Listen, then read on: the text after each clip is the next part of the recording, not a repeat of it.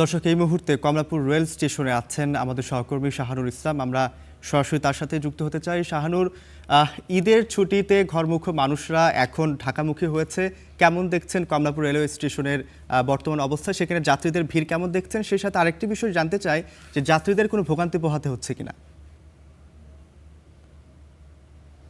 সকাল থেকেই কিন্তু রোফ কমলাপুর রেলওয়ে স্টেশনে যে ট্রেনগুলো প্রবেশ করেছে সেগুলো সময় অনুযায়ী প্রবেশ করেছে। তবে কিছুক্ষণ আগে 10টা 15 মিনিটে একটি ট্রেন এখানে প্রবেশ করার কথা, এবং সেই ট্রেনটি কিন্তু আসলে 4 ঘন্টা বিলম্ব করে প্রবেশ করেছে। সকালে প্রবেশ করার কথা ছিল, কিন্তু 4 ঘন্টা লেট করে রংপুর এক্সপ্রেস প্রবেশ করেছে, যে কারণে যাত্রীরা জানাচ্ছিলেন যে ভোগান্তি তৈরি হয়েছে। এবং ঈদে বাড়ি তারা যেভাবে ফিরেছিলেন, ঢাকায়ও তারা চায় যে সেভাবে ফিরতে, কিন্তু আসলে সেভাবে ফেরা হচ্ছে না বলে তারা জানাচ্ছিলেন। এবং আরও যে বেশ কয়েকটি ট্রেন রয়েছে সবগুলো নিয়ম অনুযায়ী আসছেন বলে জানিয়েছিলেন প্ল্যাটফর্ম স্টেশনের যিনি স্টেশন মাস্টার রয়েছে তিনি জানাচ্ছিলেন। এবং যাত্রীদের যে ভোগান্তির কথা বলছিলেন, কোনো ধরনের ভোগান্তি ছাড়াই যেন যাত্রীরা রেলওয়ে স্টেশনে প্রবেশ করতে পারে তার জন্য স্টেশন কর্তৃপক্ষ ব্যবস্থা গ্রহণ করেছে। পাশাপাশি ট্রেনগুলো যেন ঢাকা থেকে যেগুলো ছেড়ে যাচ্ছে, যারা ঢাকা থেকে ঈদে যারা ঢাকায় ছিল তারা যেন স্বাভাবিক নির্বিঘ্নভাবে আবার বাড়ি যেতে পারে তারও ব্যবস্থা গ্রহণ করা হয়েছে। সব মিলিয়ে যারা বাড়ি যাচ্ছেন এবং যারা বাড়ি আসছেন, এ ধরনের কোনো ধরনের যেন সমস্যা না হয় তার জন্য স্টেশন কর্তৃপক্ষ যথাযথ ব্যবস্থা গ্রহণ করেছে। রোফ।